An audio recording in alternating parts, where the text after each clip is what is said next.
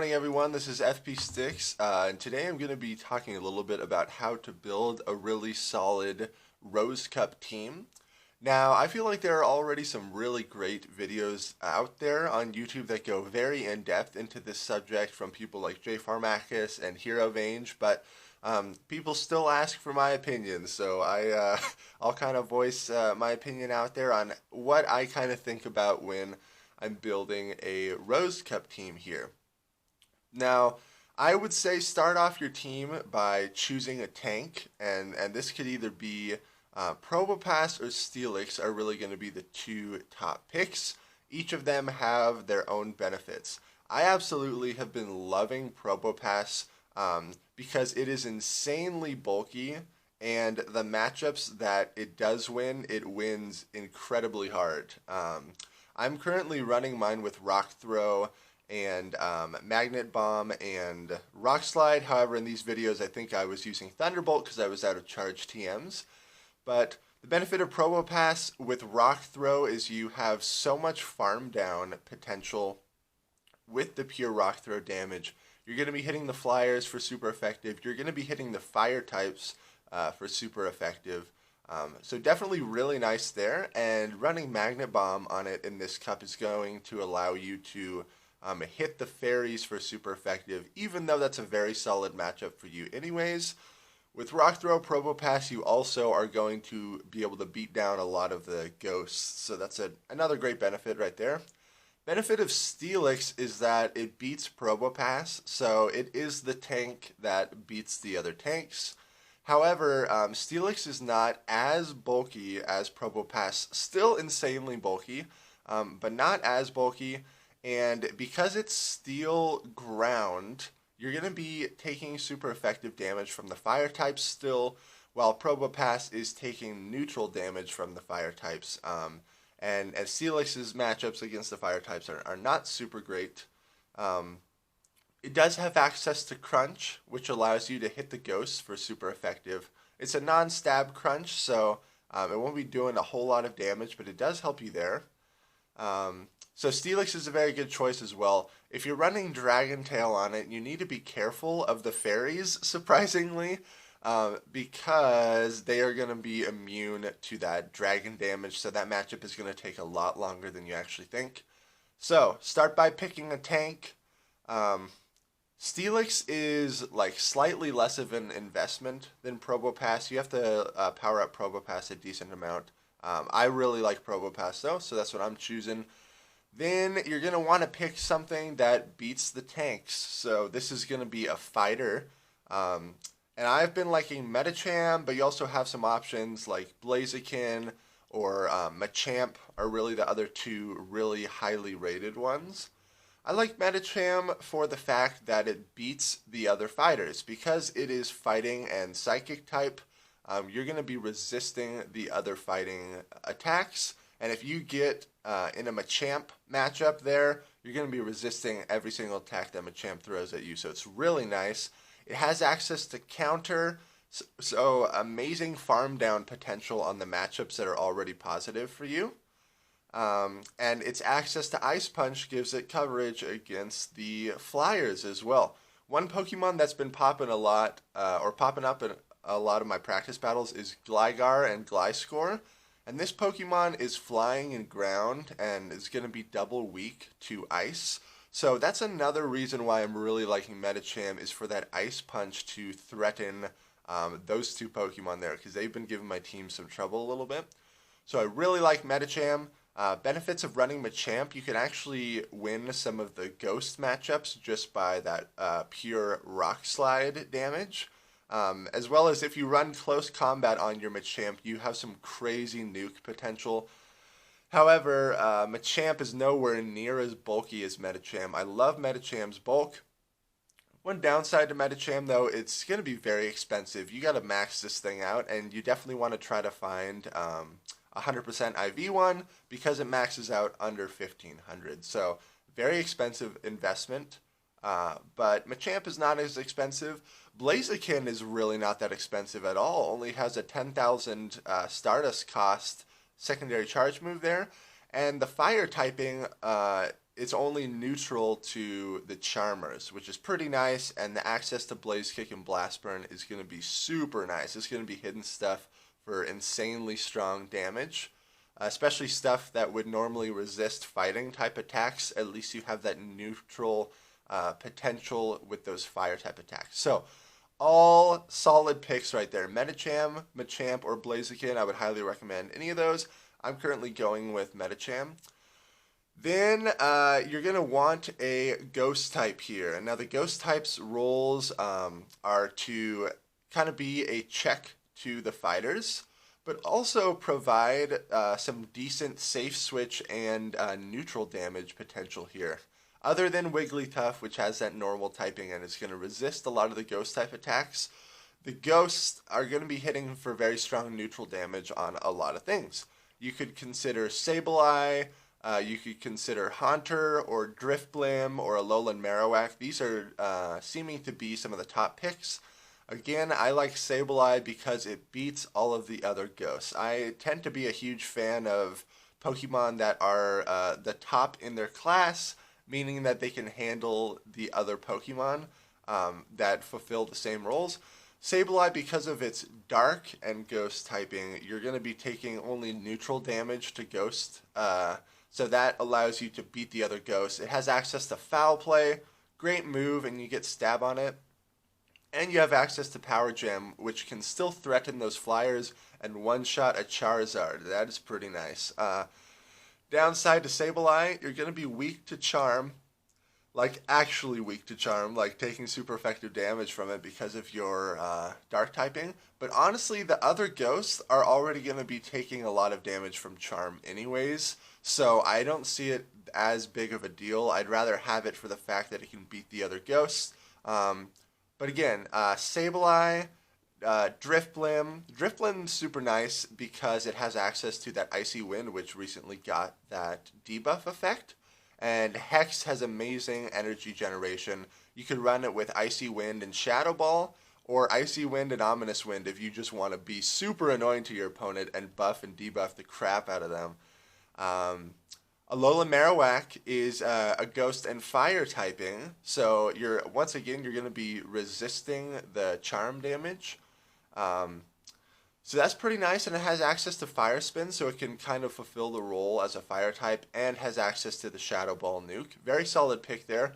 And Haunter, anytime it's allowed in a cup, there's always going to be people that enjoy using it. It's insanely glassy.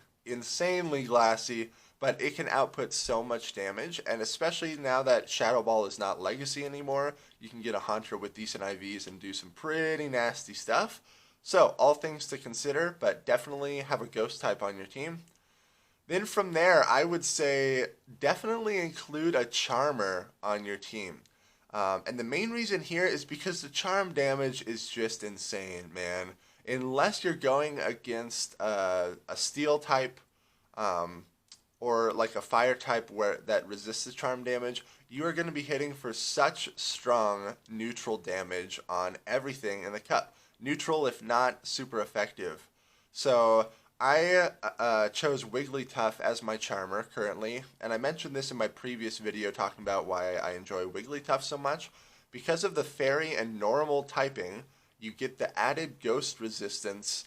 And even though you're going to be taking neutral damage to fighting, I never want to come out of those positive matchups with a lot of health anyways, because I don't want my Wigglytuff to be farmed down by another Pokemon. So I'm a huge fan of Wigglytuff. It has access to Ice Beam and Play Rough. That's what I'm currently running on it. You could also consider, kind of a tongue twister, Clefable. It's a pure fairy type, so you will resist those fighting type attacks. And it has access to Meteor Mash, which actually hits the tanks for a decent amount of damage, like if you're going against Probopass. But you don't have the normal typing, so you're still going to be taking damage from the ghost types. You could also consider Granbull with Charm, or you could even run Granbull with Snarl. I went up against someone who was running a Snarl Granbull, and that thing put in a lot of work. Like Snarl, Crunch, and Close Combat, but you could even think about running it with Dazzling Gleam in close combat, because the Snarl energy generation is so amazing. So definitely consider the Charmers, because they're also going to really keep the fighters in check. It's going to add some nice fighting type resistance to your team, as well as just insane amounts of raw damage from Charm. So I chose Wigglytuff for that spot. Then I would definitely recommend that you have a fire type on your team. And honestly, the main point of this fire type is just to have kind of another safe switch option and something that's always going to be hitting for strong neutral damage. Because water is banned in this cup, because water types are banned in the Rose Cup, fire type damage is largely unresisted in this cup. So by having a fire type on your team, you're going to have one Pokemon that you know is always going to have decent matchups as a safe switch, like if it gets an energy advantage. And I chose Charizard for this because Blast Burn is just OP, man. The Community Day moves like Frenzy Plant, Hydro Cannon, and Blast Burn, so insanely strong, and so I really like Charizard with Blast Burn. I'm currently running it with Fire Spin. However, I do have a trade lined up this weekend, I believe, where I will be getting a Legacy Wing Attack Charizard, and I might try that out. But honestly, I really like Charizard for the Blast Burn, and not so much like using Overheat. That's a little riskier of a move, because if you land it, it's amazing, but if it gets shielded, you got that major debuff, and that does not feel good at all. But I really like Charizard. Again, fire type is going to be largely unresisted in this cup, so you can use it kind of as a safe switch, or a Pokemon that you know is just going to have a lot of neutral matchups, so really great. As well as, since it's also part flying, that's another slight added resistance to the fighters, and because of its fire typing, you have a slight added resistance to the Charmers. I say slight because Charm still really hurts Charizard. It's pretty glassy. You could also consider a Lowland Marowak as your fire type, if you don't want to include it in the Ghost spot. And for the 6th slot, you kind of want to pick something that rounds out your team. And this team that I currently have on the screen, I chose a Vileplume as my 6th Pokemon. And this was purely just because I was trying it out. The 6th Pokemon on my team tends to take a while for me to actually decide what it's going to be. I like Vileplume because it actually is going to beat the fighters, surprisingly. Because of its poison typing, it's going to resist fighting type attacks. You're going to beat the Charmers because of that poison typing again. And you'll at least be hitting for very strong Razor Leaf damage against the tanks like Probopass and Steelix. But I don't know if I'm seriously going to run Vileplume, and I was out of TMs here, so I wasn't able to get the right moveset on it. But yeah, in this 6th slot, you kind of want something that's going to cover some of your weakness. So honestly, I've been enjoying Skarmory as well, because it gives you another fairy resistance. It gives you kind of a fighting resistance. Even though you'll take neutral damage from fighting, you'll be hitting it for super effective the whole time. So you'll kind of just want to look at your team and see what you're weak against, and then have that 6th slot kind of help add some resistance there. My team is still very much under construction, so we'll have to see what ends up being in that 6th slot. But I hope some of this information helps you guys with building your Rose Cup team. Again, check out JFarmakis or Hero Vange's video on how to build a team. They go crazy in depth with this stuff, especially Hero Vange. He's super into the numbers. I'm definitely more of a like test it out in battle sort of guy. I do study the simulations a lot and start to learn the counts for all the moves and everything. But I believe a lot of my success comes from the amount of time that I put into battling and practicing that way and feeling out the matchups. Yeah, everyone let me know if I should make like some PvP videos that are really geared towards beginners. I know we're going to have a lot of new people coming to PvP with this Go Battle League. And while I might not feel like it. A lot of people have mentioned that some of the stuff I talk about on my channel is fairly advanced, and I could definitely see where they're coming from. But yeah, let me know if you're out there and you're still kind of lost about what I'm talking about when I talk about like CMP and energy advantage and all this fancy PvP terminology. Because I've definitely been considering making like some PvP guides for beginners, but I'm just not sure how much interest that would generate, and I already feel like there's such good content out there already.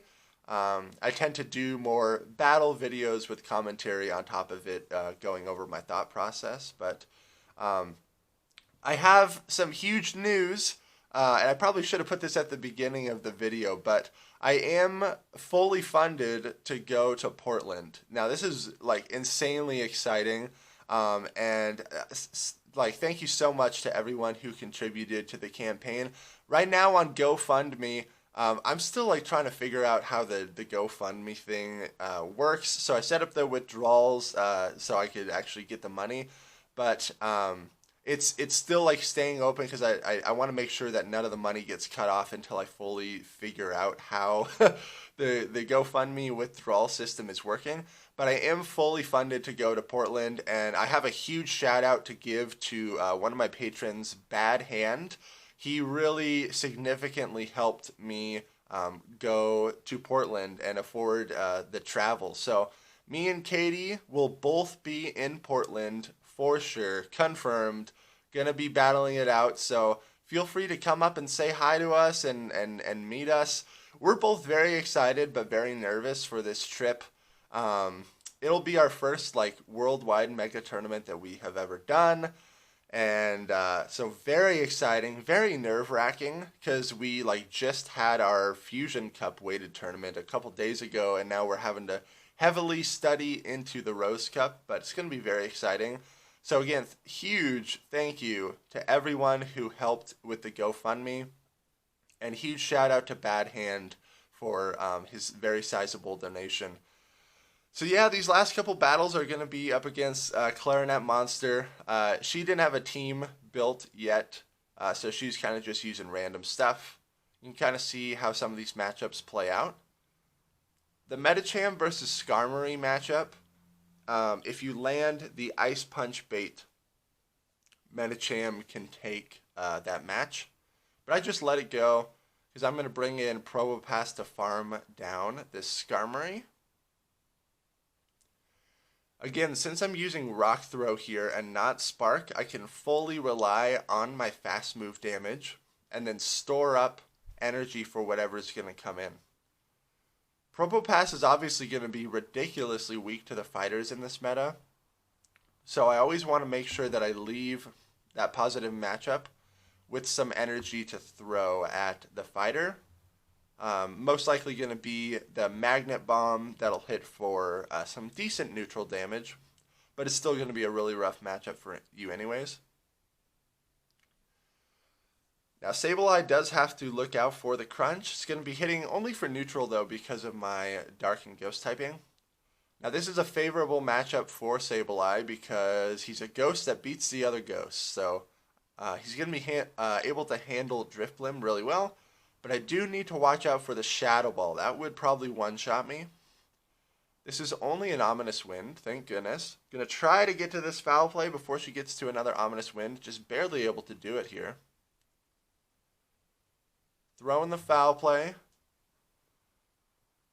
And she's got that Steelix in the back. I switch in my Probopass to catch what I believe to be a crunch.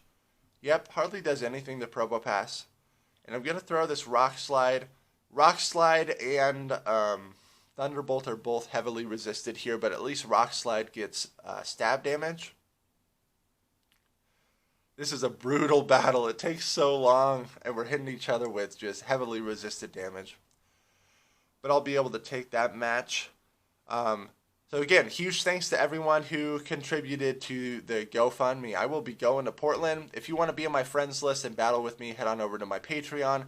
Thank you all so much for watching. Make sure to like, comment, and subscribe, and I will see you in the next video.